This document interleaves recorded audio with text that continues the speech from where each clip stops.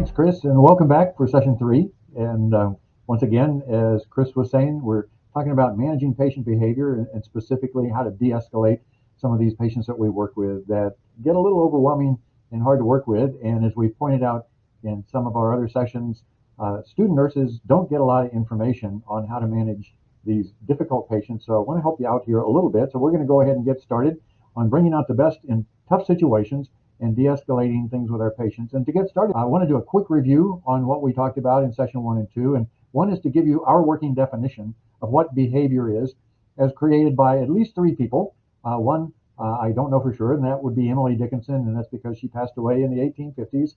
And she gave what I believe to be the best description of human behavior of anyone I know, in which she said, behavior is what a man does. It's not what he thinks, it's not what he feels, and it's not what he believes.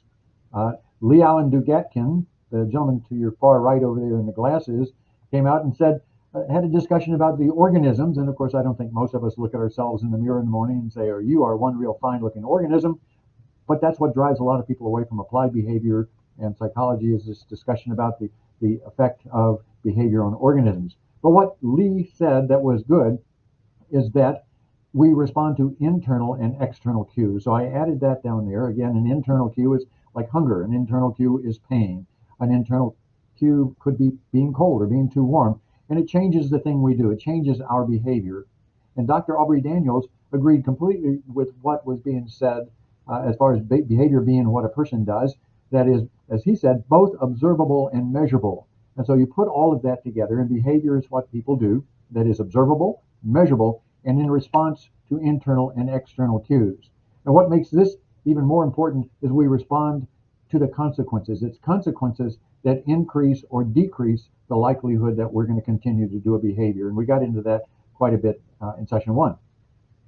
We also talked about behavior being this ongoing wheel, if you will. It's not just this linear event of this happens, we respond this way, and then we get this consequence, and then this happens, and it's linear. It's actually all over the map. But what is not all over the map is the fact that we have antecedents or cues, things that lead us or get us to respond in a direct and personal way.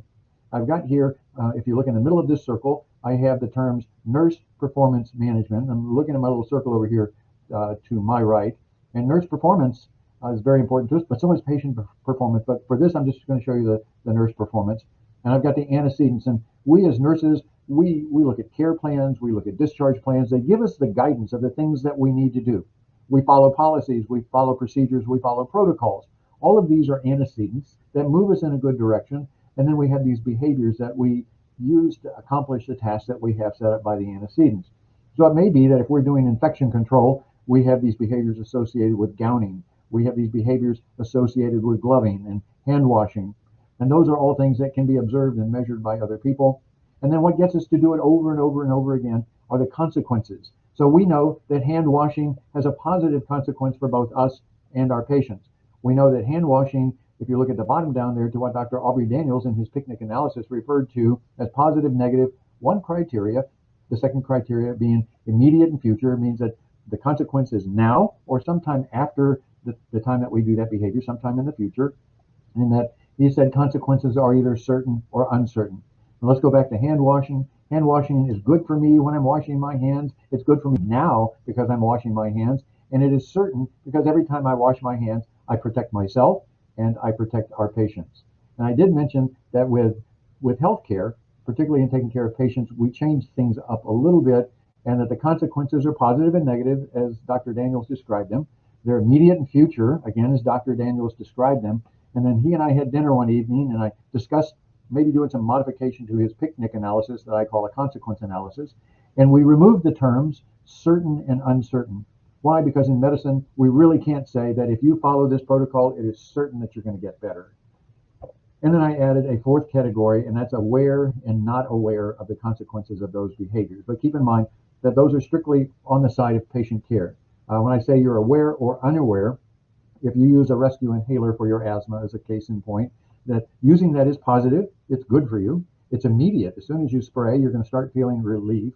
It is likely, based on your past performance, that that is going to work for you, and you are immediately aware that this consequence is working in your favor. That's not always the case with every medication. So we're going to go ahead and move on here to our next slide here. And that, again, just as a review, I have in here for you to look at where Dr. Daniels and I had, going back to 1985, Dr. Daniels did his picnic analysis. And in 2013, over in the Disney area, we were having dinner one night and we had this big discussion here about 2013. And we've been working with this for our patient care since that time.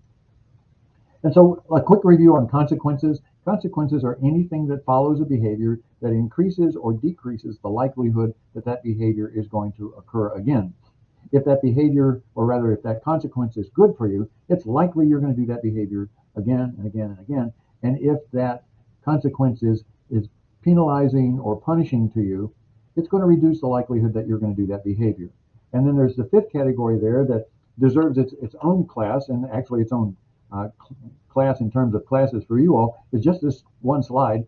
And we're going to do that if you follow up with us and go into our 21-day course that I think Chris is going to talk to you about it briefly at the conclusion of this session. But we're going to get into these consequences, and specifically, we're going to talk about extinction, because extinction, as I said there, it's the absence of reinforcement. And I have a little button right above that that says stops behavior. And I want you to keep that in mind, because if you have people that work with you and you put their behavior on extinction, which means you're ignoring it, or we're not going to make any kind of positive reinforcement here. I'm just going to ignore it because we pay her and she does a good job. But those behaviors will go away. Extinction stops behavior, both desired behavior and undesired behavior. We'll get into that a lot in our patient adherence program, our 21 Days to Success. Okay, so some of the most destructive behavior patterns are produced by positive reinforcement, says Dr. Daniels. And as you can see here, that red arrow represents positive reinforcement. And you say, well, doggone, if positive reinforcement is supposed to be good for us, why could it be destructive? And it's all about the timing. If you delay your reinforcement until sometime later on, chances are you're reinforcing the behavior in the moment, not the behavior that you actually wanted to reinforce at the time you saw that behavior. So keep that in mind. Positive reinforcement, penalty or punishment, reflect on the behavior that you're doing in the moment that you either give the reinforcer, the penalty, or the punisher. So it's a different way to look at things. And I think once you turn those lights on the way consequences work, you will find out the best way to bring out the best, not only in your patients, but to bring out the best in your employees as well. So much more when we get into our 21 days here that Chris will talk about in a little bit. So we're talking about mental health and mental wellness. And mental health, as it says here, is that state of well-being. The individual realizes that they have their abilities. They can cope with the things that are going on. They can deal with the normal stresses, and they can be productive and fruitful and contribute to society. But not everybody is in a state of good mental health. And if you have reviewed the literature, which I'm sure you have, is you're going to see that there's roughly an 80-20 split between people who are mentally healthy and people who are chronically mentally ill.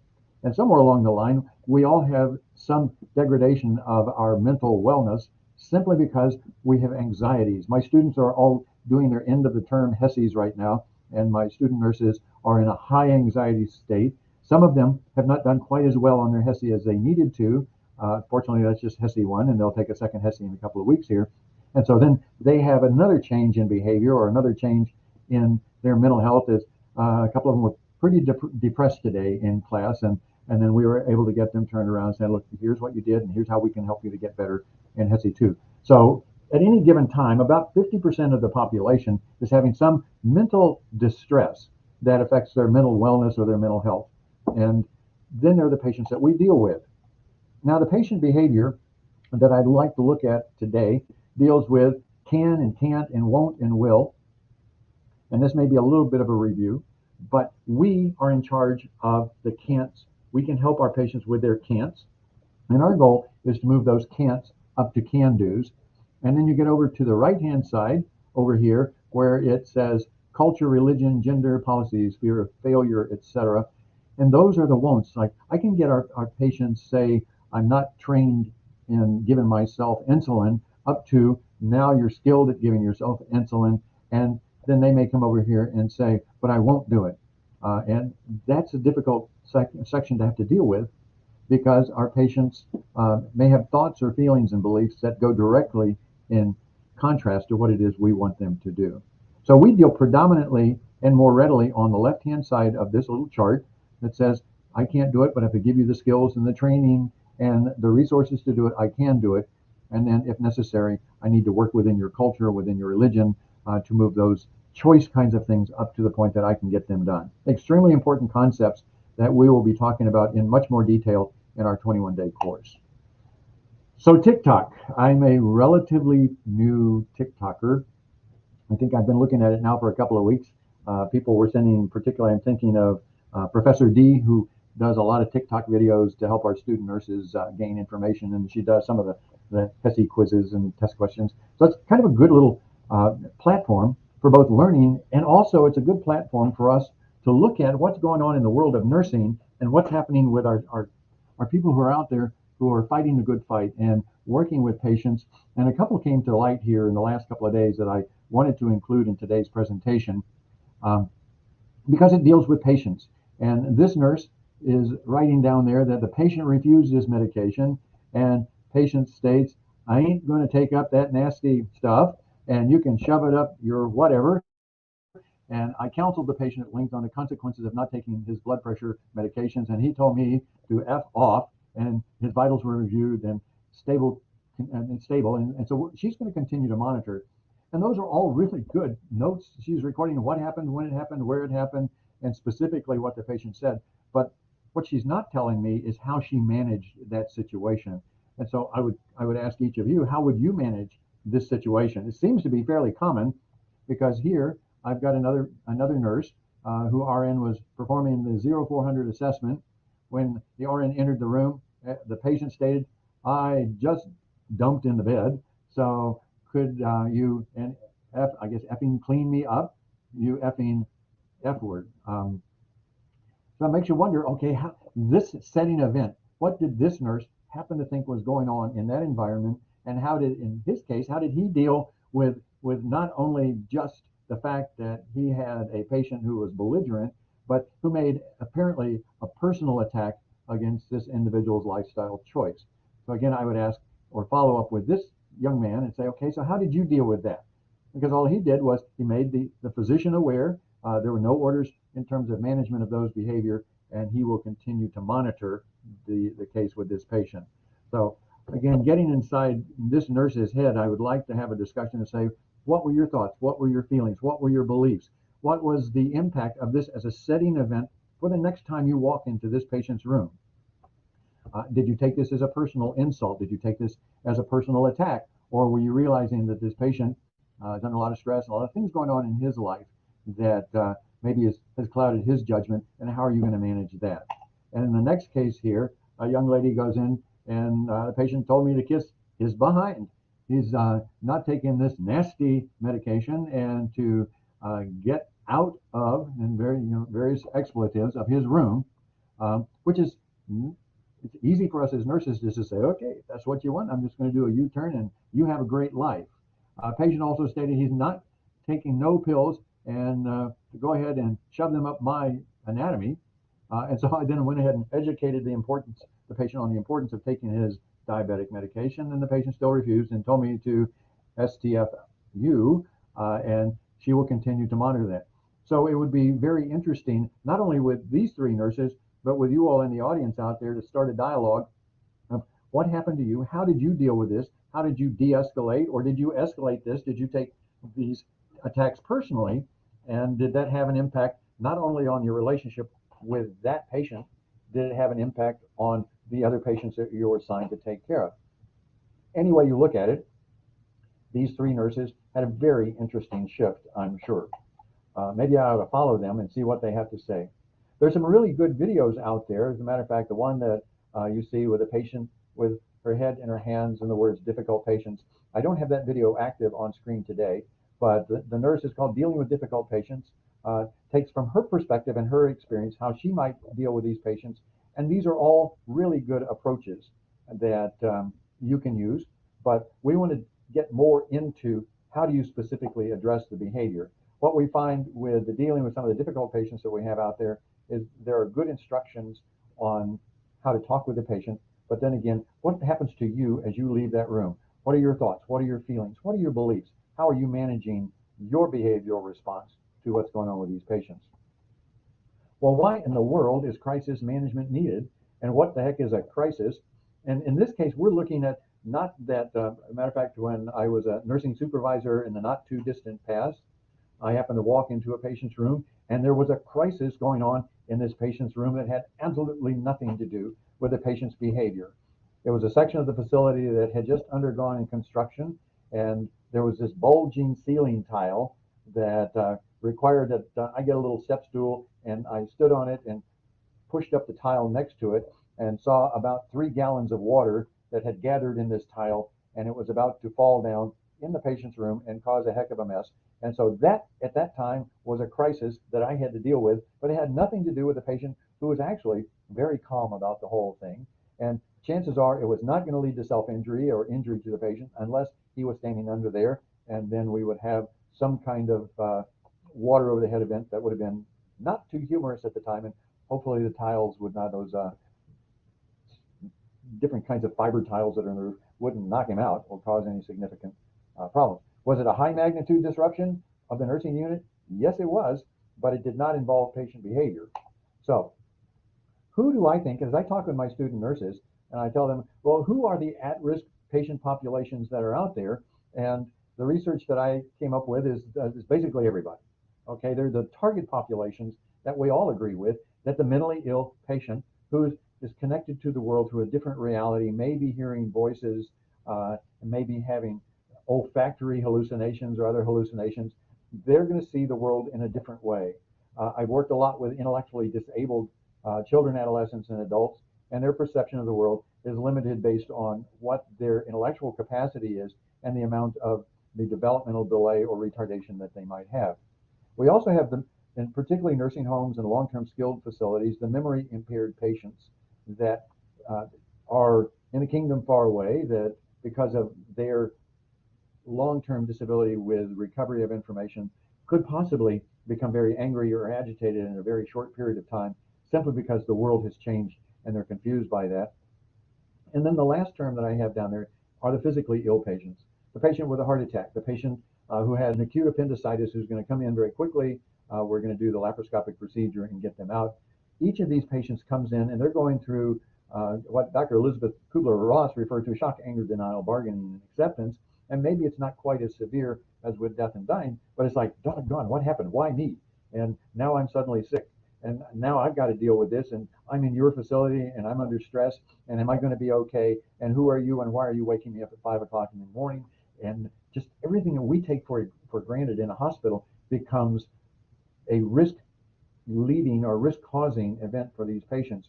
But let me roll this all up into one patient population, and that is all patients, because our mentally ill patients have heart attacks. Our intellectually disabled patients have appendicitis. Our memory impaired patients have congestive heart failure and all of the other aging process kinds of things. So literally, our at-risk population is everyone. Everyone who comes to us seeking our care is at risk for a behavioral response, and it may be an inappropriate behavioral response, but at least from their perspective, it is an appropriate response because I'm angry. I don't get to go home tonight. I have to stay here. I don't know if I'm going to get worse. I don't know if I'm going to get better. Does my family know that I'm here? And you're making me do all of these things, and it's your rules, it's your policy, it's your food, and I'm angry about that. And so you as the nurse, how are you dealing with that? And it's everywhere. It's not just in the med-surg units. It may be a little bit more prevalent in the emergency services. I spent several years working in the emergency room, and that was one of the good side and the bad side of emergency services, is that you never knew what was going to come through the door next. You had to be awake, alert, and aware, and oriented to your own person, place, and time. And how do I de-escalate these situations that come through my door? Obviously, on the mental illness units, you're going to be attuned, but you'll have special training relative to working in that environment.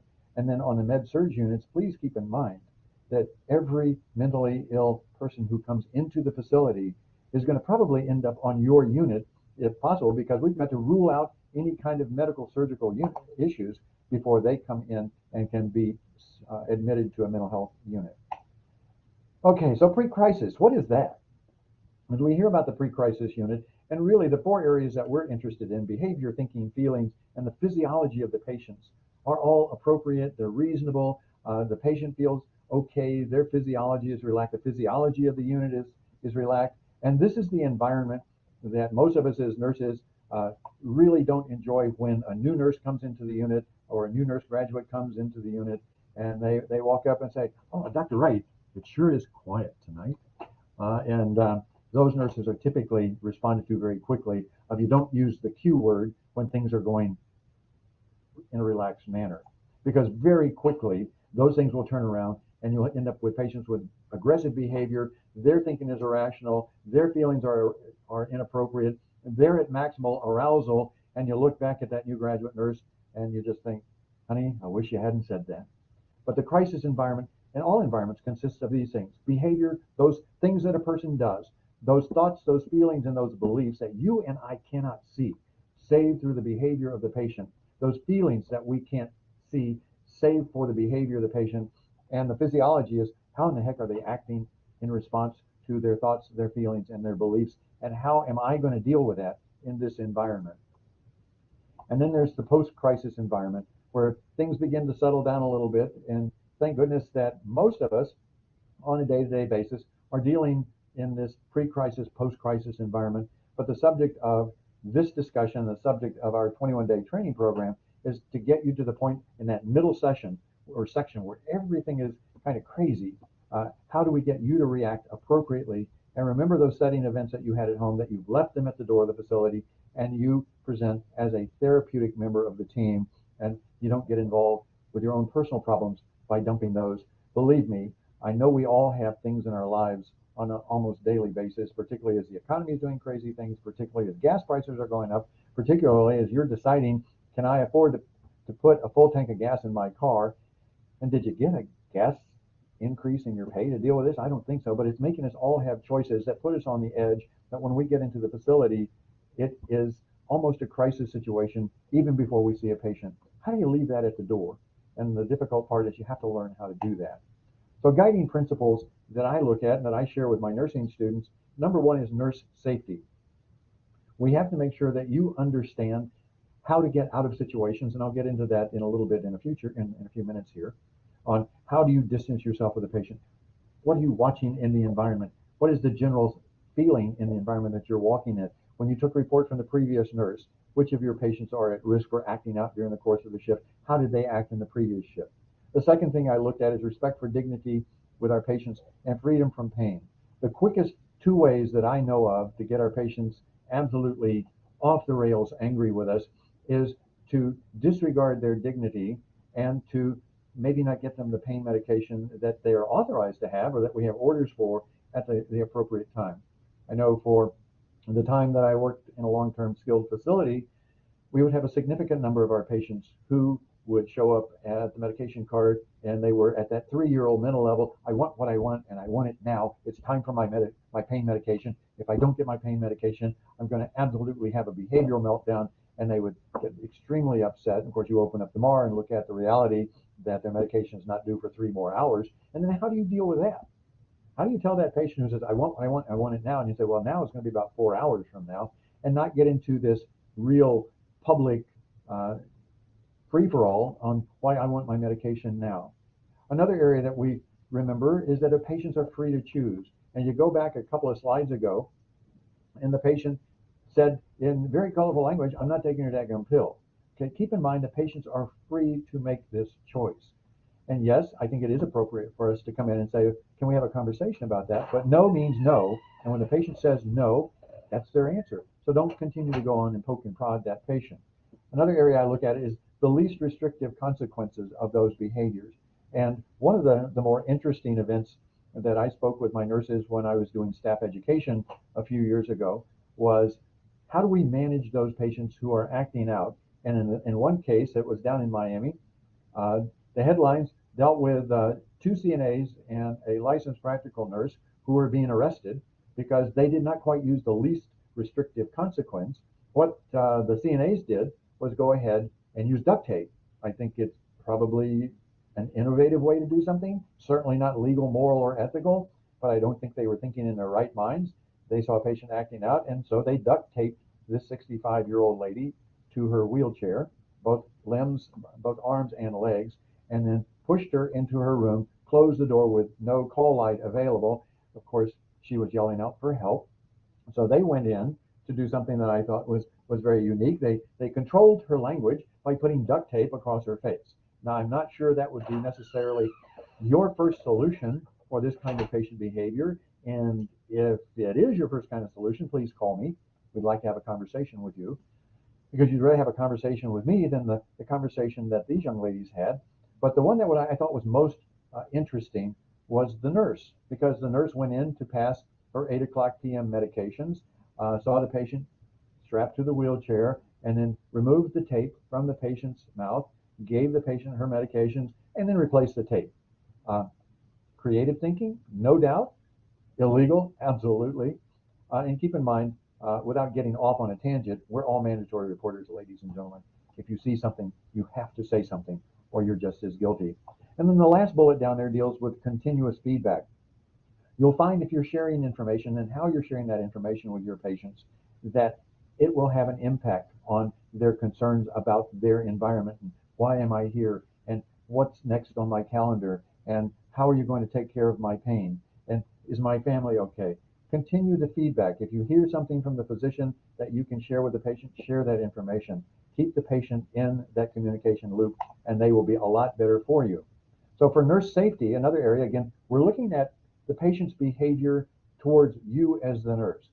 And when you walk on that nursing unit, you need to be scanning the environment. You need to be tracking with the other nurses what's going on, who are my at-risk patients, how do they respond best to what communication skills that were used by previous nurses or other nurses who've taken care of this patient. How am I supervising the patients that I'm responsible for? What personnel or personal safety techniques have you learned or have they taught you in your program? And there's some that we can teach you as well in our 28 one-day program. And then social skills training. How are you relating to the other people? How do you relate to the family? And family members are just as aggressive, and sometimes even more so, than the patients, because they're just as concerned about what's going on with their family member as the patient is themselves. So what communication strategies can we share with you? And we will do that in our 21-day program. What effective listening? What is the message that this patient is sending you? How are you receiving that message from them? Back in my undergraduate days, when I was taking communications and communicative disorders, there's several things that I learned that have stuck with me throughout my nursing career. One is you cannot not communicate. By that I mean just walking in the room and in looking like you're disinterested with a patient, you're communicating a message to that patient. Just walking in the room and the tone in your voice is communicating a message to that patient. Listening to that patient and not really understanding what it is that he wants, because you have your messages and things you need to get done, certainly leads to an escalation of that patient's behavior. The other thing that I can recall from my days in undergraduate school and actually in graduate school as well was not only can you not communicate, the message you send may not necessarily be the message that that patient received. So you have to think through, what is it I need to say? What am I conveying to my patient before I get into that room, so I don't necessarily have to get into these de-escalating strategies because I spun this patient up. And then there is a third thing that was coming to my mind as I was speaking, and that is simply this. And it was something that I have kept in the back of my head since my undergraduate days, and that is simply the meaning of words are in the words themselves. They're not in the people that hear those words. They may hear a word that sounds like something radically different. And I can share a story with you that some of the comments that we make, even off the cuff, simple comments, can spin our patients up. So for 2 years, I was the aide-de-camp to Major General Gerard Sider III out at Triple Army Medical Center in Honolulu, Hawaii. And the general became ill and was admitted to a hospital downtown because they needed to do some procedures that we did not offer at Tripler. And I can remember being with him one day, and a lab technician came in. And keep in mind now, General Sider was a cardiovascular and thoracic surgeon with more than 30 years of experience, all the way up through the chain of command. So now he is a major general in charge of a 1,000-bed medical center. And he's a patient in the bed, and a lab tech comes in and draws his morning lab to check the values. And as she holds the blood tube up, she looks at it and goes, "My, your blood is awfully dark." And then she turned around and walked out of the room. And this chest surgeon, this heart surgeon became very disturbed by Captain Wright. She just said my blood was dark. What does that mean? Why did she say that? I've never heard that before.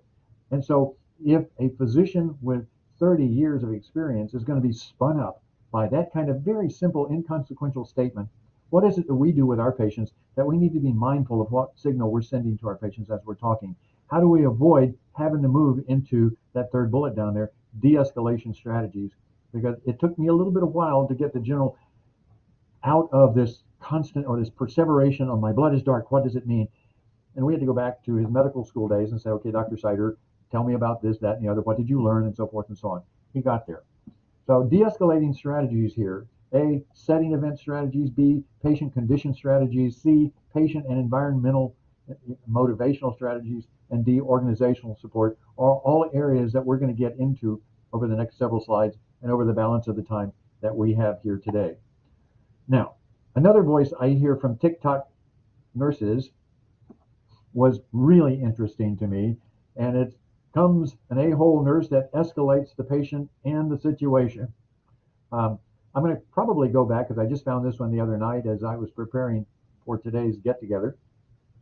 And I want to follow this guy a little bit and see if he started a whole chain of events that I can maybe contact him and say, let's talk. Because I want to learn more about who wrote that down there. Did you write that about yourself? Did someone else write that about you? I don't know. But the whole focus of what we're doing today is to prevent you from, one, buying those really unattractive glasses, and two, from being that nurse, the one that everybody refers to as a physiological part of a person's body, that you're not that nurse. And so how do we do that? Reminds me again, and not to get off on too many personal stories, but I had a patient in a facility that I worked at some time ago. This gentleman was in a long-term rehab facility, was a lifelong type 1 diabetic who 2 years previously had gotten an infection on his big toe, and he decided he was going to self-doctor that. Well, that infected big toe became an infected series of toes, and his toes were amputated.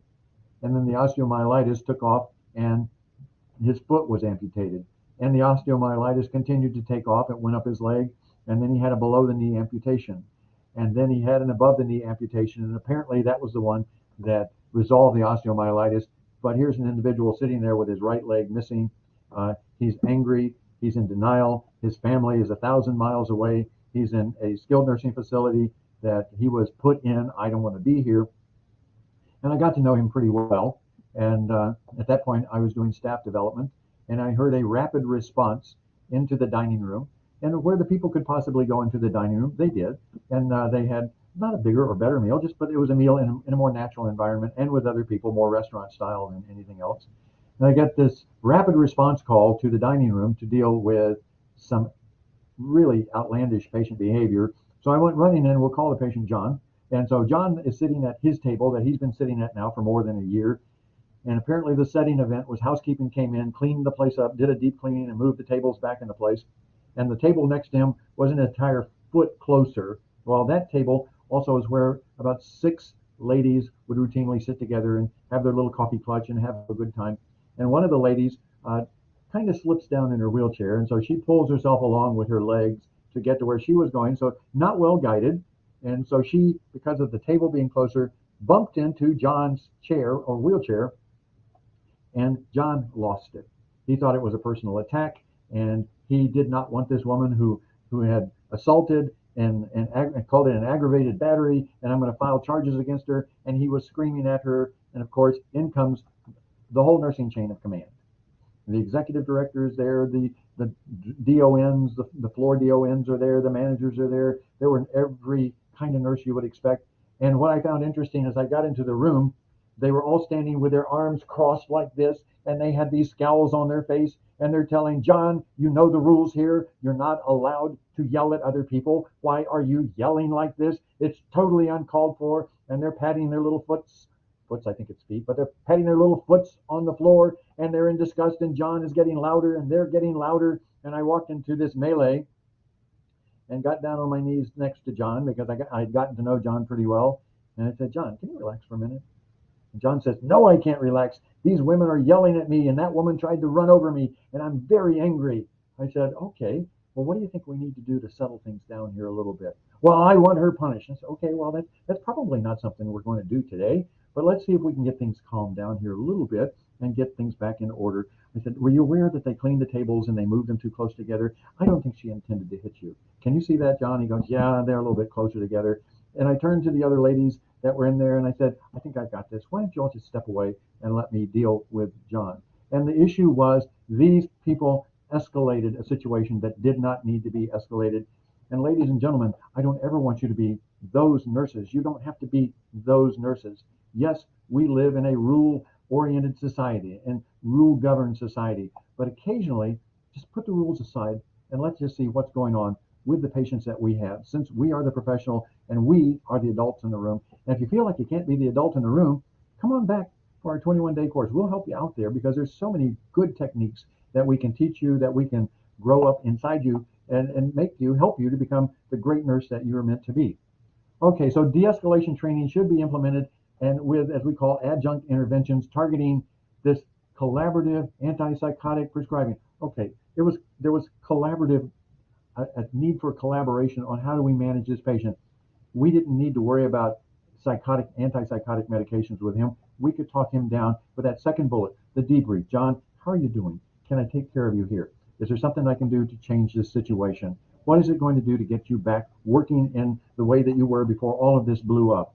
How do we de-escalate? Modification to the physical environment absolutely was essential. It was the modification to that environment that led John to have the meltdown in the first place. And then unit manager role modeling of emotional vulnerability and therapeutic intimacy in this nurse-patient relationship. Ladies and gentlemen, in the acute care environment, the average person is in our facility less than a week, about 4.5 days. So how do we develop that relationship when they walk into our unit so that in the case with John, I was able to get down to his level in his wheelchair and say, John, everything's okay. Let's get this under control. I think you can. How do we resolve the anger with you? We have to go literally from the day of admission to this therapeutic intimacy, getting to know our patients. Why are they there? Who are they? What did they do in their previous existence? Patients aren't just a disease entity in the room, and our task is to take care of and follow the orders. We have to develop a therapeutic nurse-patient relationship. So at least when we go back in, we're talking with that patient from a position of knowledge and not trying to backpedal and figure out who he is and why is he here and why is he angry and all these other things that we need to do to de-escalate these situations. What are the known emotional issues? I knew from John, my experience with John, that his only child, his spouse was deceased, and John was not an old man. He was in his late 50s, and so here he was 1,000 miles away from his family. His leg was amputated. He was getting mixed signals about, am I going to be discharged today? Am I going to my sister or my daughter's house? Is my daughter coming to get me? These are all things that if we are pre-established with our knowledge, we can be effective. What's going on in the home? How did John end up with us? What's going on with the place that he was living here in Orlando? Is it still there? Was he in a rental facility? What's going to happen with his furniture? How's he going? Who in the social work environment was working with John to get him ready to move 1,600 miles away to Denver, Colorado? What family support systems are available? And in some instances, the family support systems are often as aggravated as the patient is. It depends on how we as nurses intervene with or interact with these family members when they come in. In many instances, I know in one case, I look back several years ago, where we had a patient admitted to the facility, and apparently nobody completed the admission process. He'd been laying in the bed for several hours. I think the nurses got tied up with several other urgent or at least emergent kinds of things, and he was the new guy on the block, and he just kind of got left behind. And so mom was, not mom, his spouse was getting ready to literally walk out of the facility with him, suitcase in hand. And I was at that point a supervisor and came down and had to get through, okay, what's going on? What are your points that are your bones of contention? How can we work through this thing? And one of the things we'll show you a quick video here in a little bit with a physician. And I love the way this physician works because he keeps his hands open and down. He keeps an adequate space, and he's listening more than directing. He wants to know how we can get this situation resolved. Um, so I'll show that video here in just a few minutes so you can see what's going on there.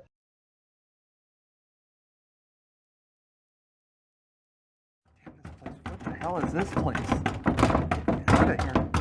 Mr. Smith?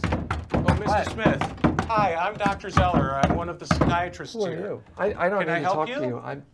I need to leave. I don't know what this place is. I was taken from my that door's home. locked. You can't get out. What can I do to help you? You can get me out of this damn place. Well, let's talk about getting you out of here. Until you can turn around and talk with me, I can't help you. Who are you? I'm a psychiatrist here. My name's Dr. Zeller, and I'm here to help, not to hurt.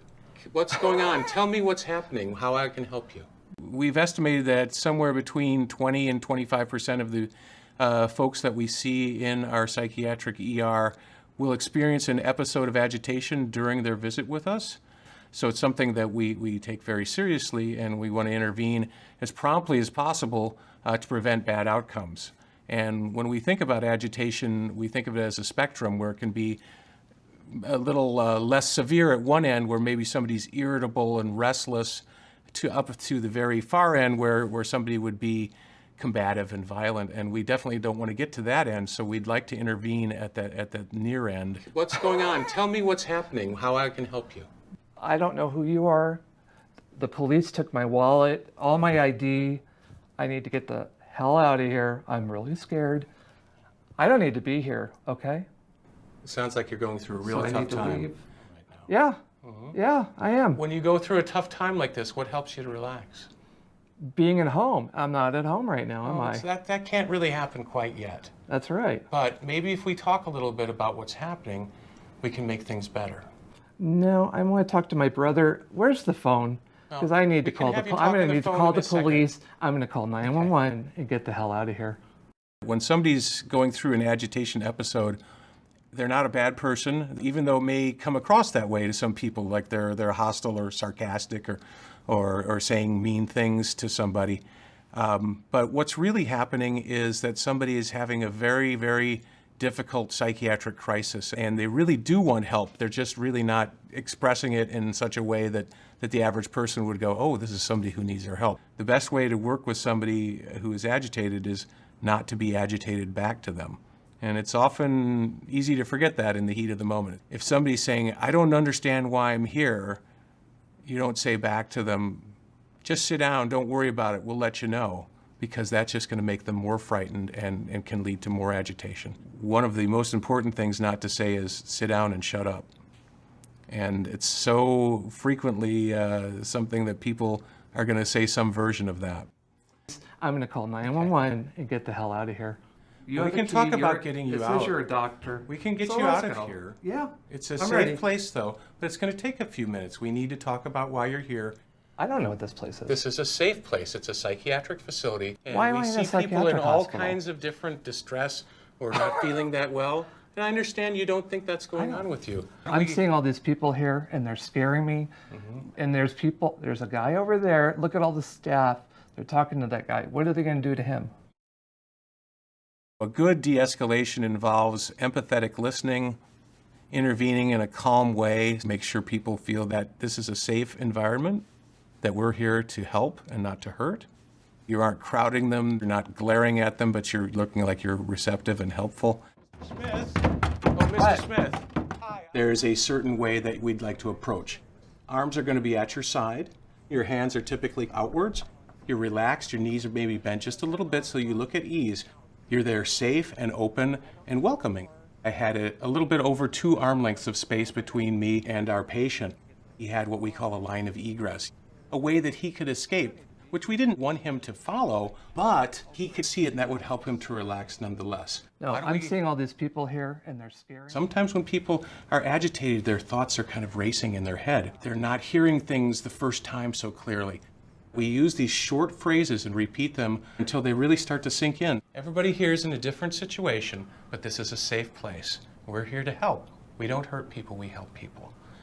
Then why did the police come? I think out of all the things, what I really like to ask people is what can we do to help you? What do you need right now? Tell us what would make things better. Many times I've talked to individuals who've just undergone a psychiatric agitation crisis, and they'll say, nobody would listen to me. Everything would have been so much better if somebody just would have listened. Let's talk about you. What can we do right now to help you feel better? I'm in a psychiatric hospital. Yeah. My brother put me in a psychiatric hospital. It's a safe place. It's a safe place. It is a safe place, and we're here to help. Uh-huh. So would you like something to eat, maybe something to drink? Would that help? Maybe going somewhere where we're a little bit away from all this, the rest of the crowd, we can sit down and talk, and you can have something to eat. Probably the most important thing is helping people to calm down and regain control on their own with a little bit of help from us. One of the ways you regain control is if you feel you have your own ability to make decisions, and so offering people choices gives them the chance to choose and gives them a little bit more of a say in what's going on around them, and that in and of itself can help people to relax. Maybe they want to go to a room and lie down, maybe with the lights dimmed a bit. Sometimes people want to listen to music. Maybe just getting away from a stressful situation somewhere in the emergency room, getting them to a different part of the emergency room can be enough. Maybe going somewhere where we're a little bit away from all this, the rest of the crowd, we can sit down and talk, and you can have something to eat. I am hungry. I haven't eaten for 12 hours because the stupid cops, they kept me against my will. And that's illegal. I've never been to a place like this. If you've never been somewhere like this before, it can look a little strange and unusual. Look at those people over But like there. I said, it's safe, and this is a place where we help people, and we want to help you. How about we get you something to eat? You and I can go and sit and talk while you have something to eat. Would that help? I'd really rather just do what you need to do to get me out of here. Okay? We can talk all about how we can get you out of here, but first, we need to sit down and have a chat. Get you a little something to eat, sit down, and we can talk. This place. Okay. Well, Okay? Come with me, we'll go get something brother. to eat, and we'll go sit down. All right. Just, All right. just stay close, okay? Don't be close to me. They say it would be faster just to put somebody in restraints and give them a shot. But if you think about it, when we talk about verbal de-escalation, we're usually saying just a few minutes, maybe 3, 4, 5 minutes. That should be all you really need. And when you're only talking about 5 minutes and helping somebody compassionately to get better and to relax and calm down, that much easier to do restraining and giving medications actually isn't faster at all. But it's going to take a few minutes. We need to talk about why you're here. If you're going to put somebody in restraints, first you have to get a big group of people together, make a move on an individual, take them down. A nurse is going and getting medications and then coming back and needs staff again so that they can hold somebody down to give them the injection. It's 20 or 30 minutes that you're doing because that was quicker than the 5 minutes of de-escalation. It really doesn't make a whole lot of sense when you look at it that way.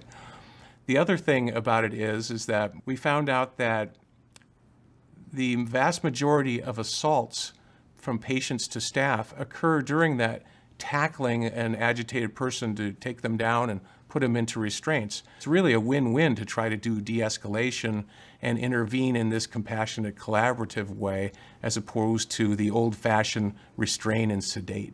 What's been really, really amazing is that when one hospital is getting really good and they start having these great outcomes and the word gets around, and then other hospitals want to pick up on it.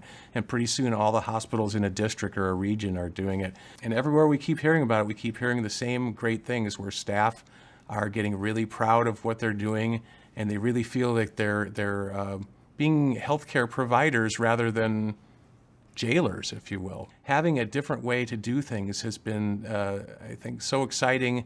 And when you do see that sea change in staff, they get excited and they want to tell everybody else about it, and the word continues to spread.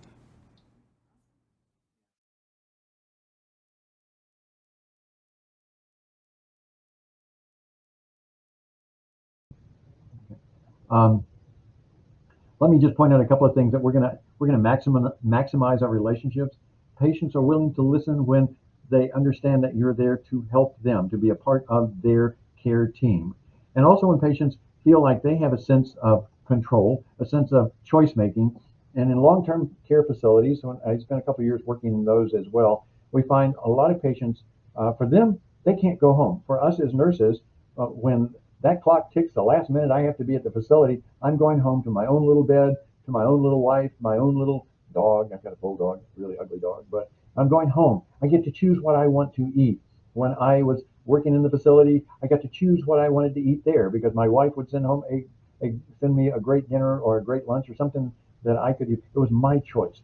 And our patients in these facilities don't have a lot of choice. So where you can see things that you can allow them the freedom of choice, even like with their menus, then go ahead and sit down with the patient and do that. Hospitalization is, as it says here, rarely that patient's choice.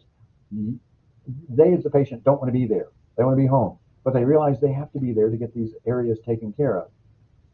So if you're in a position where this patient is very limited in their choices, they're going to act out. They're much more at risk for acting out. And so ensure that when you're working with this patient in every opportunity, give them a chance to choose between A or B and that their choices are going to be respected. Um, Other prevention strategies, health and physical considerations, as we get to know our patients, know their strengths, their weaknesses, okay, because their strengths are threats, or rather their strengths are opportunities, their weaknesses are threats. We've all heard of this thing called a SWOT analysis. We kind of need to do in our assessment, and you're familiar with the ADPI, and that first step is to assess. In that assessment, we need to understand the strengths, weaknesses, opportunities, and threats for our patients. Those threats are the excitability considerations. They're the things that are going to lead that patient to arousal. What are the communication considerations?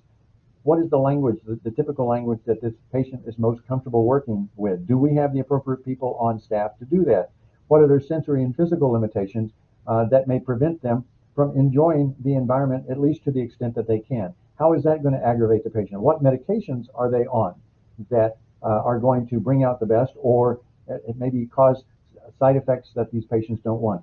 What systemic diseases and illnesses are we considering in our care plan? Now, this is our physician that we were just talking about. I want to point out, since this is not the video portion of it, but there is distance between, there's more than, most of us have arm distance, about the length is our customary distance here in the United States that we can communicate with people. But in these situations where you may have an aggressive client or an aggravated client, you may want to extend that distance, and you can see here there's more than arm distance. There's 2 or 3 arm distances here. The physician is keeping the arms at the side. His arms are not crossed. He doesn't have fists. He's showing, I'm here to help. I've got my hands open. I'm asking you questions about how we can make this better for you. He's being direct, and because the patient, I just want to go home. I need to go out of here. And the physician is correct by saying, well, we're not going to be able to do that today. Let's talk about what we can do. What they end up here is this physician is using a de-escalation technique that takes about 3 to 5 minutes. And his wrap up, he points out how much better it is to use de-escalation skills to get a patient into normal function and out of this high anxiety position. And it's compared to doing a restraint and sedation, which takes a good half hour before any of this gets done, because you need to bring in a lot more staff to help the individual, to take that individual down. Then you have to order the medication, you have to get the medication, the nurse has to give the medication, and the whole time the staff is restraining this person until the medication takes effect. And it's this time that our staff is most at risk for being injured and having a workman's compensation claim. It's also this time that our patient is most at risk for being injured. Now, ladies and gentlemen, we're not here to injure people. So if we can de-escalate, gain the skills on how to de-escalate, we're going to be much better clinicians than we would be if we didn't use those techniques. So cues and setting events for the patient, verbal cues. What is it that you're watching? And again, the physician was watching this gentleman, the patient, and listening to what was going on. Was he yelling? Was he loud? Was he swearing? Was he using a threatening tone of voice? And if you listen to this video, what you'll find is the patient is a little agitated, but he's not yelling. He's not being unreasonable, but he's being very persistent about, I want out of here. I want to go home. And the doctor, equally in a calm, relaxed voice, is saying, that's not going to be possible today. Let's go get something to eat.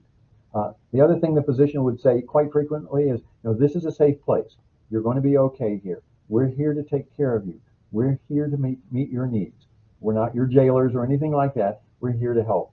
And several times you would hear the physician say, this is a safe environment. And this is really where you need to be right now. Going on to nonverbal cues, again, think back on this individual for the few minutes that you were able to watch him. He appeared to be hygienically in good shape. There are a lot of times you'll get patients who come in right off the street. Again, going back to a previous job that I had a lady who came in. She was admitted to the acute care hospital, and then came down to the rehabilitation unit after it was determined that she had no significant physical injuries. She happened to walk out in front of a car and got bounced around, and most of her injuries were related to abrasions from landing down there. She was a street person, did not have a home.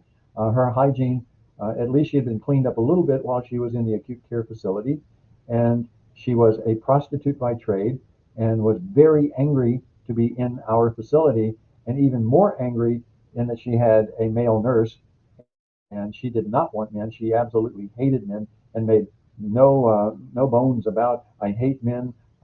And to try to understand where she was coming from was that she had to feed her drug habit through prostitution, and the only reason that she saw any value in men was their wallet. It was their wallet, and to get paid for her sex trade. And so when nurses went in who happened to be men, we escalated that situation. So very quickly we realized that just male nurses in the room or any males walking in the room was very unpleasant for her. So we switched the staffing around. In the case of this lady, we also saw the clenched fist. She was very angry. She became agitated and was pacing around the room. And all of that settled down just by switching nurses with her. Other nonverbal cues that you can look for that we need to pay attention is this is not their home. This is not where they want to be. So you can see that there's fear, there's high anxiety, or even in the patients who know they need to be there, there's a lot of discomfort, a lot of, I don't know what's going to happen to me. Am I going to get better? Am I going to die? Is it possible that some bad things are going to happen to me while I'm here? Because I keep hearing about this MRSA, and am I going to catch COVID here in this facility? And how are you going to protect me? These both verbal and nonverbal cues we need to listen to. That fixed stare when someone is just looking not at you but through you. We had another gentleman who came into our facility who was acutely mentally ill. We had to get him through the medical side of things before we could put him on the psychiatric unit. And he was throwing objects and stealing knives and forks off the dinner trays, off the breakfast, lunch, and dinner trays that put all of our staff at risk. He would have sudden changes of behavior where he was fairly reasonable to deal with, and then like a light switch, he was suddenly abusive and throwing things. We'll also possibly get patients in there who are drunk or on substances that we need more in the emergency room than we did in long-term care or acute care facilities, because in those areas, if you work in the emergency room, they're coming in the door that way. So how do you deal with that behavior other than through de-escalation and trying not to get too personally involved or realize that you're the messenger, you are not the problem that's going on in there. Remember, in this case, under your responses down there, there are going to be nurses who are, I would consider, expert in dealing with behavior. And so you may find that these nurses move towards that crisis event very quickly. If you think someone else has better skills than you do, or you at least want to learn these skills, you may want to go with them and follow and observe. Because remember, there is, with these crisis situations, there are appropriate things to do, there are timely things to do, and in many instances, you can rapidly de-escalate this situation.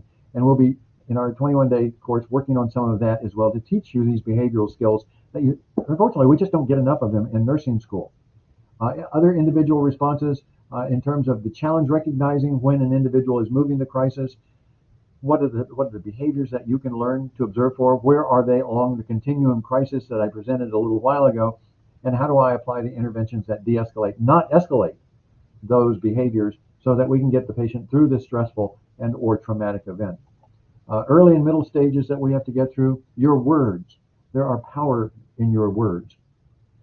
And I think if you look down at that third bullet down there, please tell me what's bothering you. You're not getting into the point that this is confrontational, this is my house, I'm a nurse here, I'm in charge here, you're going to follow my rules. Those things will escalate that. That crossing the arms is going to escalate that. Allow the patient to express what's going on. Why are you here?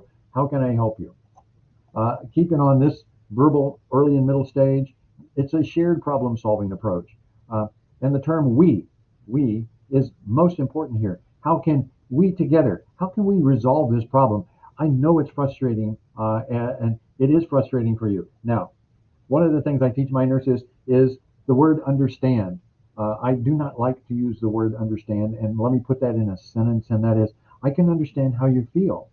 Yeah, it's like that. I understand how frustrating this must be for you. Yeah, a lot of that's going to be fed back to you. And why is it going to be fed back to you? Because unless you are walking in that patient's moccasins, you cannot understand what's going on. You can appreciate how frustrating it might be for him, but That use of the term understand is very, is very difficult, and you need to stay away. Avoid that term. Avoid being defensive, and avoid being contradictory. Once you establish that relationship with the patient, don't change the rules unless the patient's behavior demand that you change those rules. Try to be consistent rather than contradictory. Moving early and middle stages, if you change those, if you change the standard, then also be prepared, because you may have to. You may have to be prepared to apologize. Listen, I'm sorry it happened. Is there a way that we can fix this? Let's do that together. Because sometimes you're going to tell these patients, look, I'm going to leave you here. I'll be back in 15 minutes. And 30 minutes later, and believe me, when you say 15, there's a clock in every exam room in the world. And that patient is going to be watching that.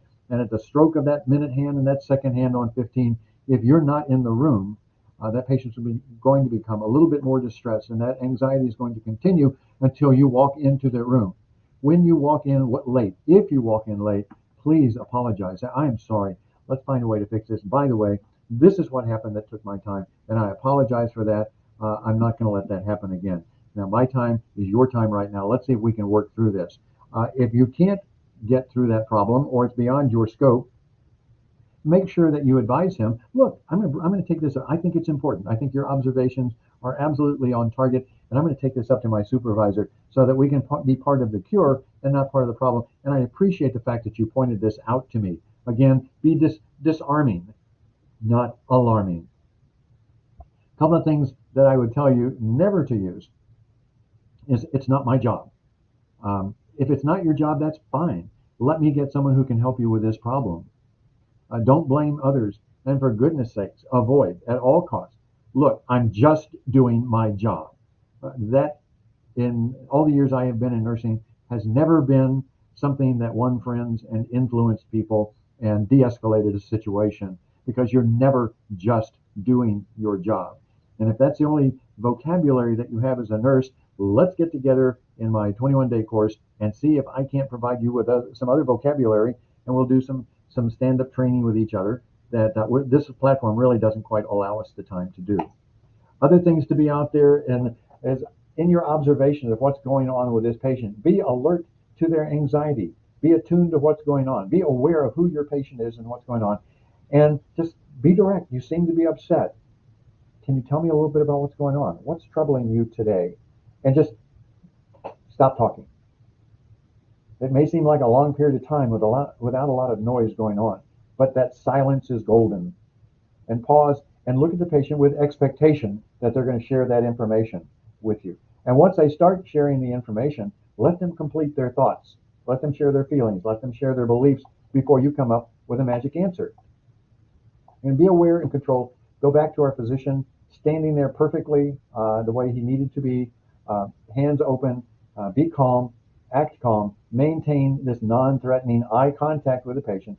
Oh, and one thing that I told my student nurses in class today is, if you have a watch on and you're looking at that patient and you're showing that you're involved in his discussion, do not ever look at your watch, because that signals to the patient that he or she is not important at this time, that maybe there's something else more important, and I'm going to hear what you have to say, and I'm going to get out of here. Don't stop and turn around. If you're going to say, well, I'm not going to look at my watch, I'll look at the clock at the wall. Depends on where that clock is. And if it's more than a subtle glance over the patient's shoulder, don't do it. Do not turn around and look at the clock on the wall that he's looking at, because he's been looking at it, waiting for his time with you. So smile, keep your hands open, don't look at your watch.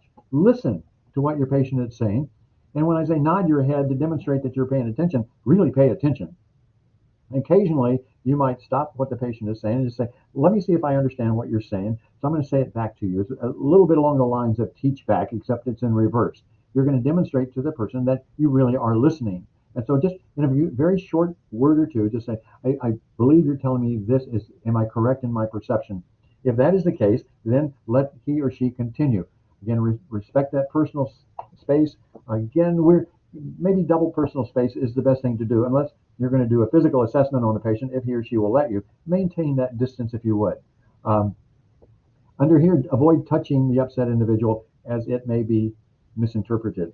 Now, I don't know what you're learning in nursing school or what you've learned out there in your nursing career, but I think we've all heard about this therapeutic touch, where just the power of a nurse putting your hand on a patient's shoulder is valuable to that individual. This is not that individual.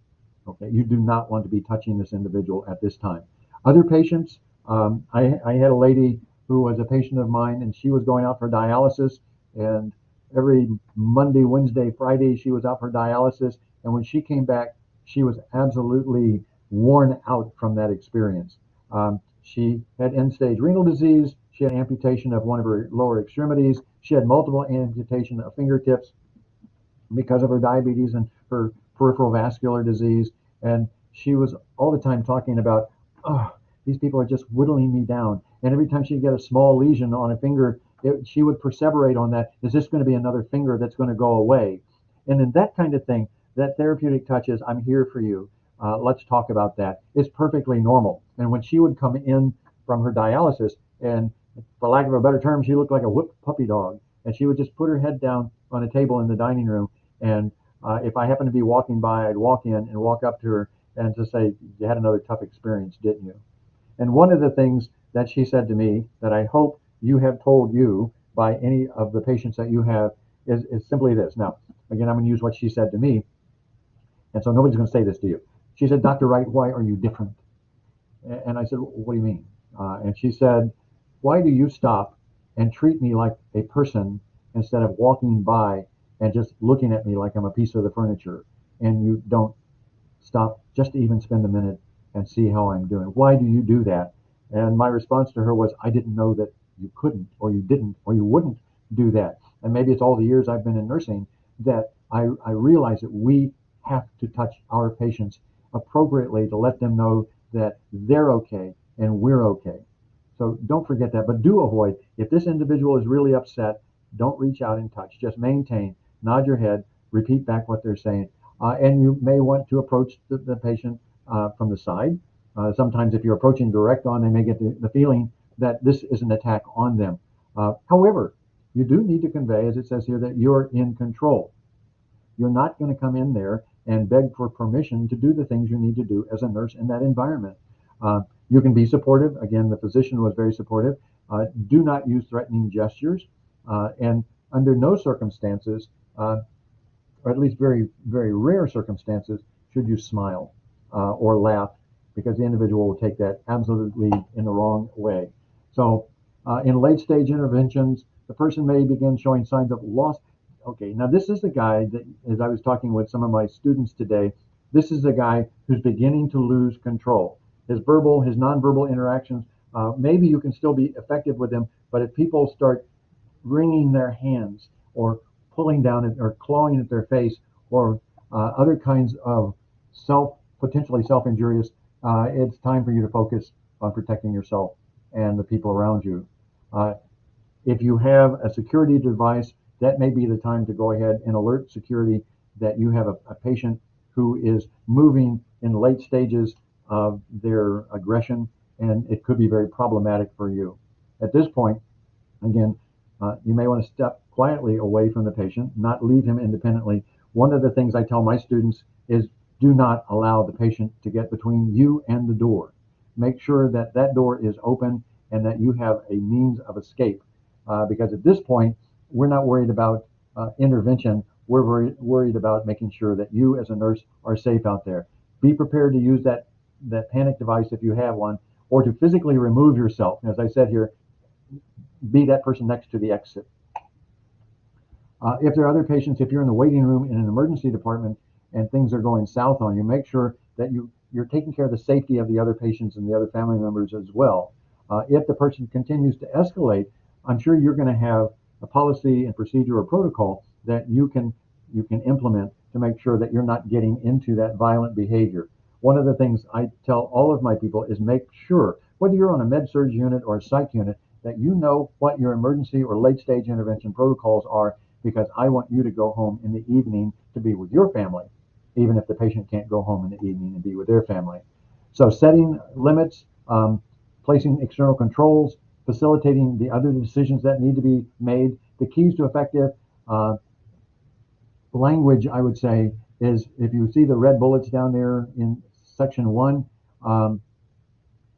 is If I'm talking with a patient, I will tell them, you will sit down, you will do, and whatever it is I need to do. I go into command mode, not request mode. I'm not going to ask the patient, I'm going to tell the patient, you will do this. The you need to do this is asking for permission. So you need to provide that logical, enforceable consequence if they are non-compliant, but you need to do it within what is appropriate for your facility.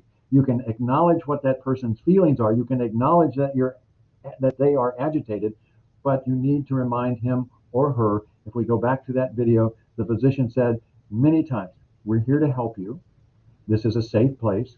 You're going to be okay. And when the patient says, no, it's not true, I want out of here now, remind them, we're here to help. Keep the hands open, and that they are in a safe place. Change the subject. Let's go get something to eat. Let's go get a cup of coffee, and let's talk about what your care plan is going to be like here. Don't let the patient continue to perseverate on escape and evasion, because they're going to continue to escalate that. And this is a situation where you may have some control in getting it de-escalated.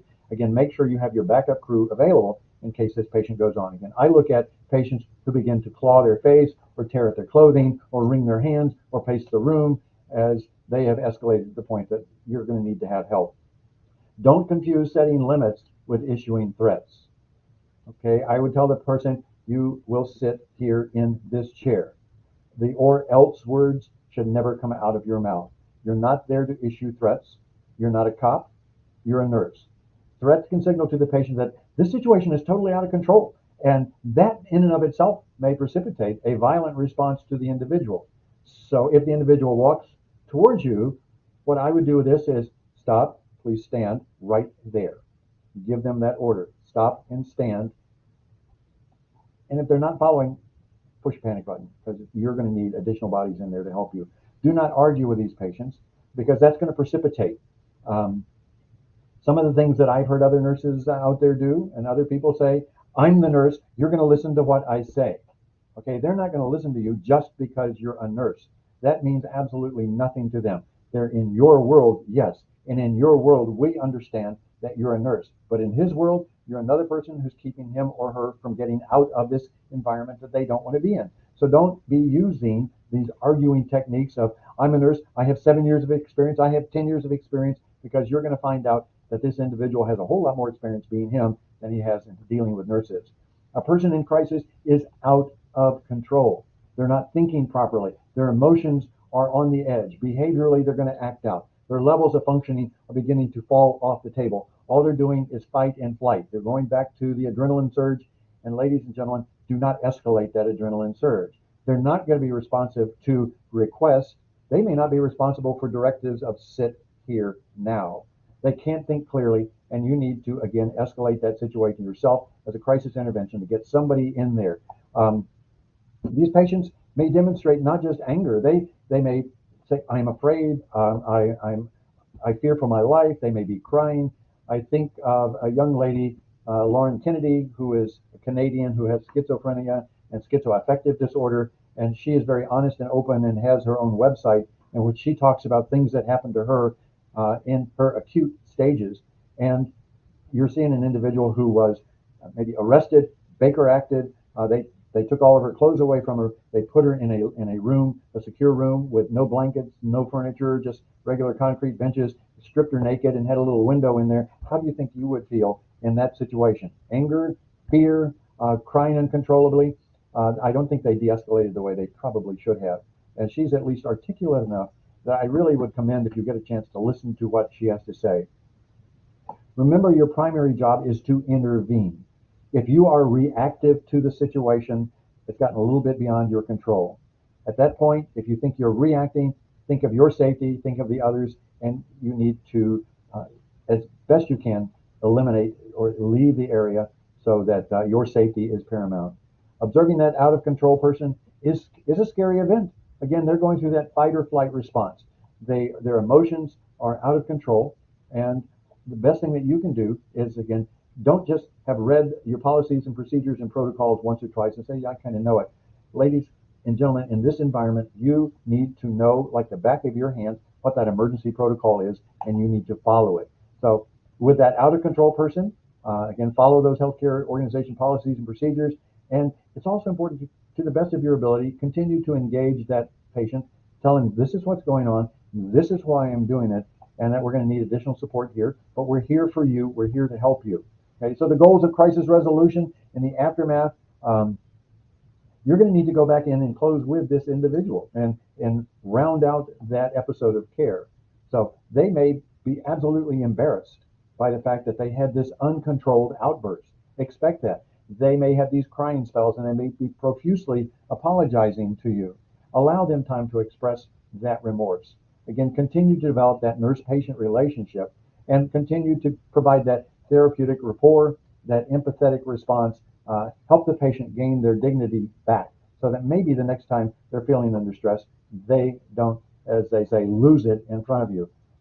Overall goals in this segment in terms of patient behavior is to prevent violence in the short term, and then in the long term to make sure you're assisting these patients returning to a normal and cognitive response, that their behaviors are moving back in with that normal control. Remember going back yesterday when I talked about this going through this green, yellow, orange, red process that most of us, even those with a diagnosis of schizophrenia or schizoaffective disorder, they're functioning until some crisis comes in and pushes them over into this I've lost control kind of mode.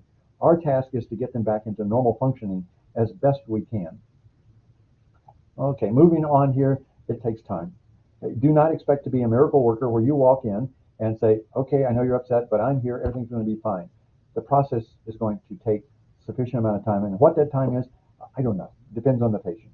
But it greatly is improved and enhanced if you're calm, you're reassuring to the patient, and you have a skilled approach and a non-violent way of managing these patients. And then follow up with that patient, make those post-crisis connections so that if this patient lives in your community and has some schizoaffective disorder or some other disorders that are routinely going to have him or her back in, you've established a relationship. So let's, I'm sure if you've not seen One Flew Over the Cuckoo's Nest, you need to go see it. It's kind of an older film now, but some of us were around when it came out. And if you don't know Nurse Ratched, please, you need to see One Flew Over the Cuckoo's Nest because you are not going to be a Nurse Ratched. And if you are, come see me. Because Nurse Ratched, who worked in the psychiatric lock unit, said, if you don't stop, I'm going to call security. So she was using all of these threatening events. You can be direct, as I said earlier, give them an order, please sit down. And then I don't want to involve anybody else. Let's get through this thing. But I may have to if you can't control yourself. That is a whole lot different than I'm going to call security as the first step. Give the patient the opportunity to act like an adult. Nurse Ratched says that type of behavior won't be tolerated. And that's true, it won't be tolerated, but you don't have to be threatening the patient. In this case here, the limit setting is, Mr. Barron, would you please stop yelling and screaming at me? Once again, we're going back to, I'm trying to help you. You are safe here. Let's work this thing out, as opposed to, I'm not going to tolerate that, now sit down and shut up. That virtually never works. It was okay on One Flew Over the Cuckoo's Nest. Another Nurse Ratched approach is if you won't keep pushing that call button, or if you keep pushing that call button like that, I won't help you. Oh, I think that's going to go over big in most of the facilities that I've worked in. The patient has a right to have that call button. The patient has a right to push that call button. And so, hey, Miss Ferris, I know you need help, but please don't ring your call like that. Give me a chance to get to your room. And I know many of you are going to be on your last nerve with some of these patients who live on that call button. And you're thinking to yourself, I'm going to become homicidal here if she pushes that button one more time. And what I would say to you is grab a friend, grab another nurse, and ask them, could you please respond to Miss Ferris here for the next 15 minutes so I can go sit down and raise my feet because I'm about to lose my stuff and I'm afraid what I might do when I walk into her room or what I might say. Be the adult in the room, and I know Miss Ferris needs help, but not Q 15 seconds. There are a lot of good videos out there from a nursing perspective that look at ways to calm down patients. This is one that's available. I don't have the video here right now.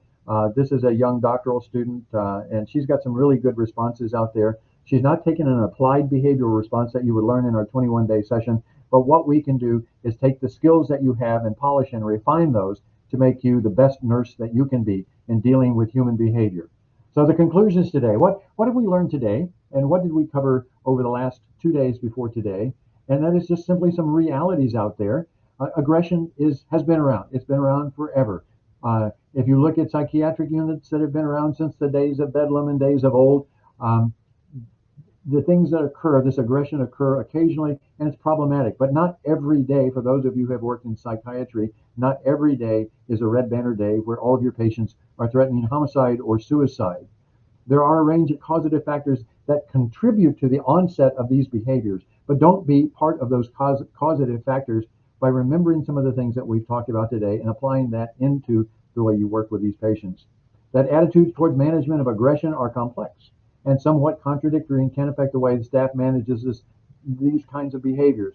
You may have a policy and a procedure that says you're going to do it this way and it's the only way to do it, but you're the nurse on the floor in charge of the patient at that time. Yes, know your policies and procedures. Yes, know your patients.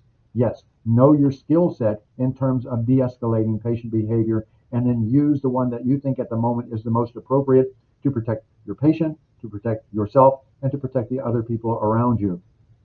There are wide-ranging initiatives that are needed to prevent and deal with this kind of challenging behavior. And that's a lot of what we're presenting to you in these 3 short hours that we've had together over the last couple of days. But if you really want to know what those wide-ranging initiatives are, we can do that in our 21-day course. And then how to manage consequences. I tell my students every day that in every student that I've had over the last couple of 2.5 years or so, particularly as I teach psychiatry and as I work to do the clinical aspects of things, is nurses do one thing better than anybody else. We manage the consequences of our patient's behavior. We manage the consequences of our physician's behavior. The physicians write the care plan, we implement the care plan, and we manage the consequences of implementing those care plans.